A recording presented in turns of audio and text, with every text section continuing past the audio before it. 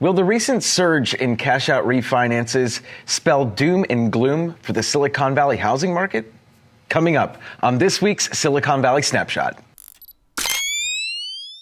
If you've been paying attention to housing market news nationally over the last few weeks, you'll know that one of the biggest headlines that's being trotted out there right now is the recent surge in cash-out refinance activity. And not just the cash-out refinance activity, but whether or not that means doom and gloom for the national housing market. And specifically, we want to dive into what that means for the Silicon Valley housing market. For those of you who are new to the channel, my name is Danny Gould. I'm the CEO of the Selling Silicon Valley Group, and we help people buy and sell homes here in the San Francisco Bay Area. So if you're in any need whatsoever of buying, selling, or investing, my team is here to help. We are literally getting now dozens of calls, texts, and emails from these videos every single week, and we absolutely love it. So if you're in any need whatsoever, you can reach out to me at the number down below. So let's dive into the data here when it comes to cash-out refinances. Now, when you look at this graph, you'll see that we've really hit a maxima now, a local maxima. Fancy word there for you stat nerds out there. But we have hit a local maxima where we're seeing home equity now kind of reaching a peak here in 2020, being pulled out or cashed out. The last time that we experienced something like this was in 2006. We had that maxima you see in the graph there. What's different now as opposed to then, aside from the sheer volume or the contrast in volume of home equity being pulled out, is the amount of tappable equity in the properties. If you look at the graph that's being shown up on your screen, you'll notice that tappable equity is now at an all-time high. And so, yeah, we are pulling out more money, but there's more money to pull out. We are not experiencing a decline in equity and an increase in cash-out refinances. That would be a huge problem. But we're still playing with money that we have to spend, and that's the difference. Another interesting thing to note here, the difference between 2020's cash-out refinance boom versus 2006's cash-out refinance boom is the amount of tappable equity here. You're seeing on this graph $4.6 trillion in 2006 worth of tappable equity versus 7.3 trillion. We're talking almost double what it was back in 2006. And you look at that very last bar on that graph, the percent of tappable equity being cashed out was 7% back in 2006 versus today. It was only 2%. Now, when you think about that, I mean, that really isn't that much that's being pulled out in the grand scheme of things. It could be a lot worse. And just as important as analyzing the data and looking at the differences numerically between 2006 and 2020, it's also important to understand the why. In 2006, the reason behind the cash-out refinance boom was people resetting or trying to put off their day of reckoning, so to speak. They had these balloon payments, and instead of taking care of that, they refied and put it off until 2008, right? And we all know what happened then. What's the difference now? 2020, people refinancing. Well, a big reason behind the cash-out refinance boom in 2020 were the historically low rates. These rates weren't around in 2006.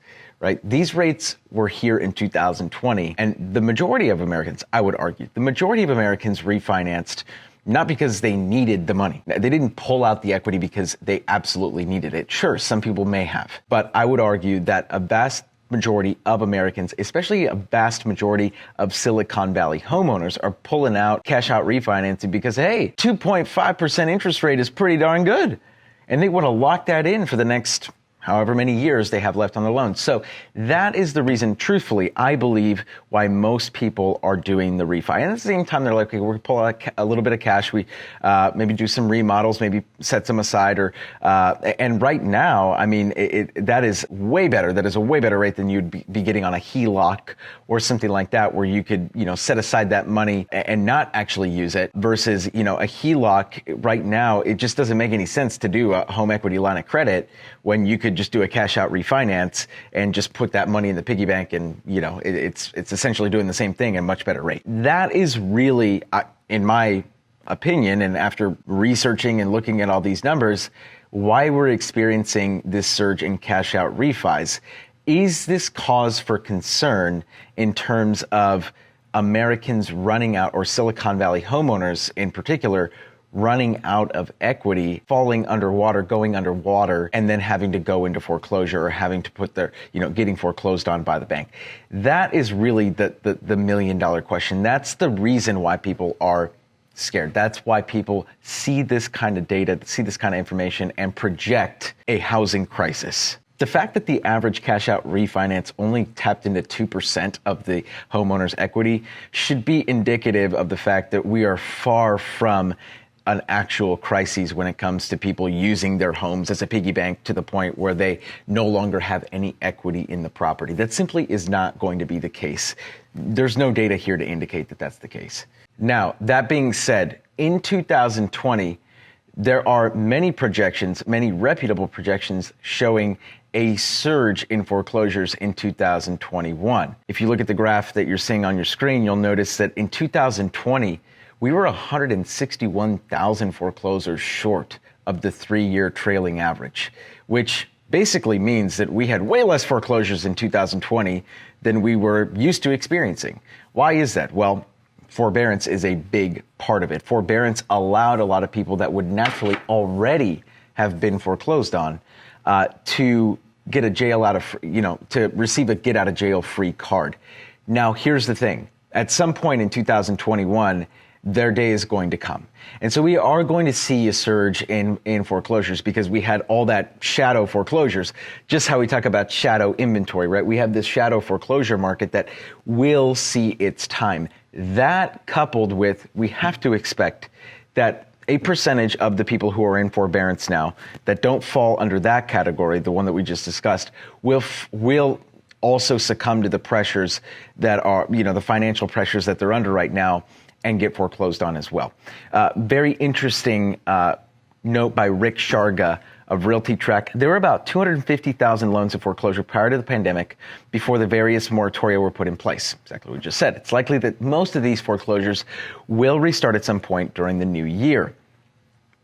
Exactly what we just said. It's also likely that there will be borrowers in addition to the 325,000 exiting the forbearance program whose income will have been affected and who will default on their loans. So it would not be outrageous, to estimate that between 500,000 and 750,000 homes will be in some stage of foreclosure in 2021.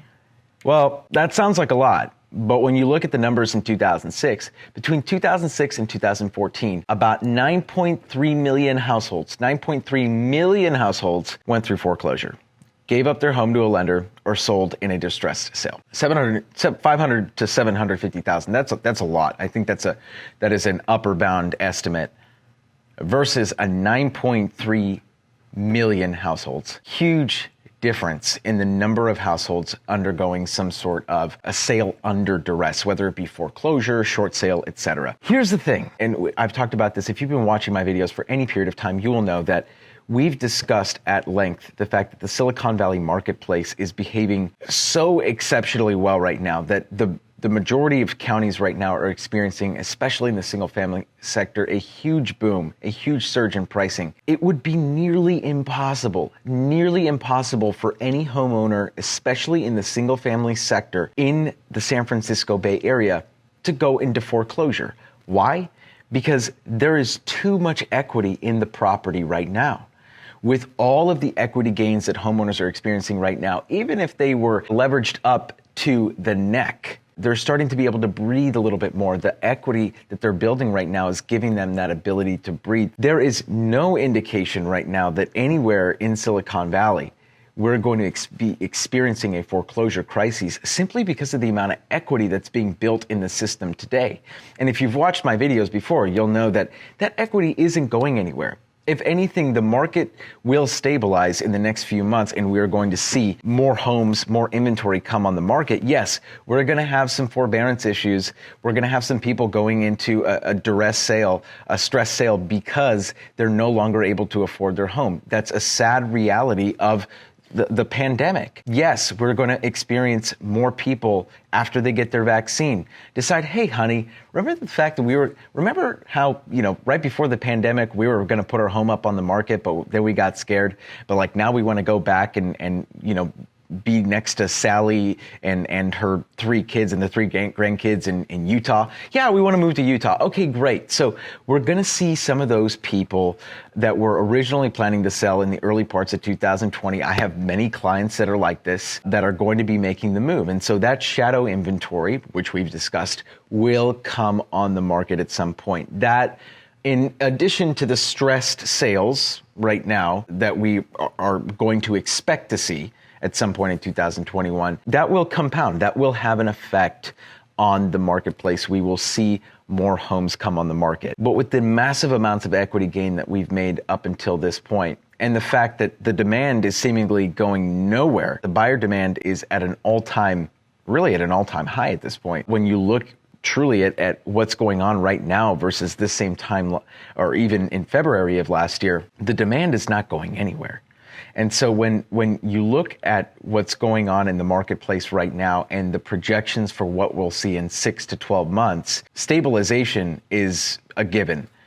Depreciation is speculative at best. So when you couple that with the fact that, yeah, there are some people that are using their homes right now and are taking cash-out refinances, are we going to see those people, are we going to see those homeowners become affected in any way where they need to sell their home? The answer is no. There is no logic in an argument that says that they will, because there is no data to suggest that anyone is in any sort of financial duress when refinancing and actually doing these cash-out refinances. There's no data to suggest that the vast majority of these people are in forbearance right now and that their loans are all going to come to the world's going to come to a screeching halt. There's no evidence to suggest that, right? If someone has that, please send it to me. But right now, what we're seeing is Americans, Silicon Valley homeowners, taking advantage of historically low rates, pulling money out, setting it aside for a rainy day, maybe,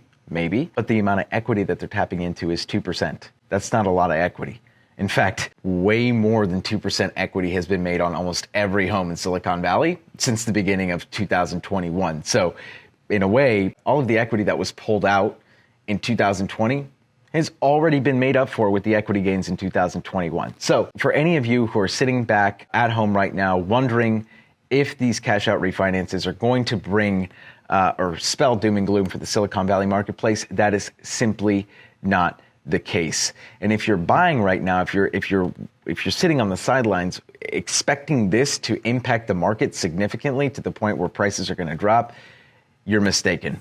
And on that note, if you're a buyer in today's marketplace, you're looking for a comprehensive data set to help you with your home buying decision, you can text the word data plus the area or the property address or the zip code that you're looking at, and we will get that data sent right over to your inbox. And if you're a homeowner looking for a data set to help you price your property appropriately, you can text the word data plus your property address to the number down below, and we'll get that data sent straight over to your inbox. I think the lesson that we can all really take away from today is really asking ourselves why. Why is this happening? If we ask ourselves why, we can get to the root cause of it as opposed to just speculating as to what's going on right now. Because truthfully, the fear mongers out there are speculating. They speculated last year that we were going to have a financial or a housing crisis in 2021. And now they're speculating and fear mongering that we're going to have a crisis in 2022. They're selling impressions to you, right? They're selling newspapers. They're doing what they need to do in order to bring attention to their news source. But the reality lies in the data. The truth lies in the numbers. And frankly, there's nothing scary about the numbers that I'm showing you today. So I hope that helps all of you out there. Again, especially if you're a home buyer right now, like you're looking at this data, or you're thinking about buying a home and you're out there and you're thinking, oh my God, like, am I really making the best decision right now because prices are going up, up, up, up, up? There's nothing here to suggest that you're making a bad move, right? And I hope that this empowers all of you out there to help make a decision that's best for you and for your family. But that's all for this video, everyone. Again, this is Danny Gould with the Selling Silicon Valley Group, and I will catch all of you in the next video.